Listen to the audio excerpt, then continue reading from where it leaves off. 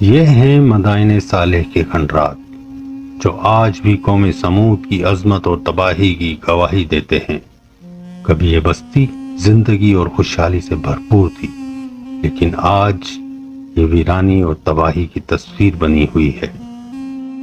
جو اپنے وقت کی ایک انتہائی ترقی یافتہ اور خوشحال قوم تھی، اللہ نے انہیں بے پناہ نعمتوں سے نوازا تھا اور انہوں نے حجاز کے شمال مغرب میں واقع پہاڑوں کے درمیان اپنے لیے ایک شاندار بستی بنائی تھی۔ قوم سمود حضرت نوح علیہ السلام کی اولاد میں سے تھی، جو آج کے سعودی عرب میں مدائن صالح کے نام سے جانا جاتا ہے۔ قوم سمود کو اللہ نے بے پناہ نعمتوں سے نوازا تھا۔ ان کے پاس دولت، طاقت اور قدرتی وسائل کی فراوانی تھی۔ اگرچہ قوم سمود مادی طور پر بہت ترقی یافتہ تھی، مگر روحانی لحاظ سے بدترین حالت میں مبتلا تھی۔ ان کی دولت اور طاقت نے انہیں غرور اور تکبر میں مبتلا کر دیا تھا۔ وہ اللہ کی نعمتوں کا شکر ادا کرنے کے بجائے بتوں کی عبادت کرتے تھے۔ انہوں نے بت پرستی شروع کر دی تھی اور اپنے دلوں میں تکبر اور غرور کو جگہ دے دی تھی، اور اللہ کے نافرمان اور سرکش ہو گئے تھے۔ اللہ تعالیٰ نے قوم سمود کی ہدایت کے لیے حضرت صالح علیہ السلام کو نبوت عطا فرمائی۔ حضرت صالح علیہ السلام خود بھی اسی قوم کے فرد تھے اور لوگوں میں عزت و احترام کی نگاہ سے دیکھے جاتے تھے۔ آپ نے قوم کو اللہ کی طرف بلایا اور انہیں شرک و بت پرستی سے باز رہنے کی تلقین کی۔ حضرت صالح علیہ السلام نے اپنے لوگوں سے فرمایا، اے میری قوم، اللہ کی عبادت کرو، اس کے سوا کوئی معبود نہیں، وہی تمہارا خالق اور رازق ہے۔ حضرت صالح علیہ السلام نے مختلف انداز سے اپنی قوم کو سمجھانے کی کوشش کی، لیکن ان کے دل سخت ہو چکے تھے۔ حضرت صالح علیہ السلام کی دعوت کو اپنی طاقت کے لیے خطرہ سمجھنے لگے۔ پھر قوم سمود کے سرداروں نے معجزے کا مطالبہ کیا۔ انہوں نے کہا، اگر تم واقعی اللہ کے نبی ہو تو ہمیں کوئی معجزہ دکھاؤ۔ اگر تم سچے ہو اور تمہارا رب سب کچھ کرنے پر قادر ہے تو ہمارے لیے اس پہاڑ سے ایک زندہ اونٹنی نکالو۔ یہ اونٹنی ایسی ہونی چاہیے جو غیر معمولی ہو، جس کا قد بہت بلند ہو اور جس کے بارے میں ہم کبھی سوچ بھی نہ سکیں۔ حضرت صالح علیہ السلام نے اللہ کے حکم کا انتظار کیا اور پھر قوم کے اس غیر معمولی مطالبے کے جواب میں دعا کی۔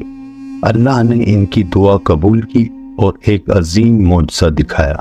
اللہ کے حکم سے ایک عظیم الشان اونٹنی پہاڑ سے ظاہر ہوئی۔ اللہ تعالیٰ کی اس عظیم الشان قدرت کو دیکھتے ہی ان میں سے کچھ لوگ سجدے میں گر گئے، اللہ تعالیٰ پر ایمان لے آئے۔ جب قوم کے اکثر لوگ کفر پر قائم رہے تو سیدنا صالح علیہ السلام نے فرمایا، یہ اونٹنی اللہ کی نشانیوں میں سے ایک نشانی ہے۔ اگر تم نے اس کے ساتھ برا سلوک کیا، کوئی غلط حرکت کی، تو اللہ کا عذاب تمہیں آ پکڑے گا۔ انہوں نے طے کیا کہ اونٹنی کی ٹانگیں کاٹ دی جائیں تاکہ وہ کنویں تک نہ پہنچ سکے اور ان کا پانی صرف انہی کے کام آئے اور انہیں پانی کی باری کا انتظار نہ کرنا پڑے۔ اس پورے کام کے لیے 9 سنبل لوگ آگے آئے۔ وہ اونٹنی کو تلاش کرنے نکلے۔ آخر انہوں نے اسے آتے ہوئے دیکھ لیا۔ وہ کنویں کی طرف سے واپس آ رہی تھی۔ ہدار نے آگے بڑھ کر حملہ کرنے میں پہل کی۔ اس نے ایک تیر اونٹنی کی طرف پھینکا، وہ اس کے پاؤں پر لگا۔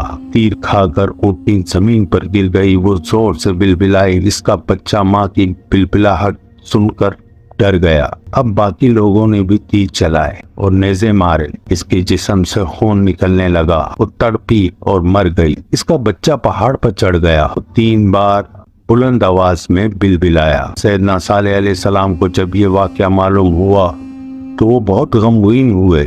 اپنی قوم کی طرف گئے، ان سے فرمایا، کیا میں نے تمہیں اس کے قتل سے ڈرایا نہیں تھا؟ کیا میں نے تم سے کہا نہیں تھا کہ اسے برے ارادے سے نہ پکڑنا؟ اب تم نے خود کو ہلاکت میں ڈال لیا ہے۔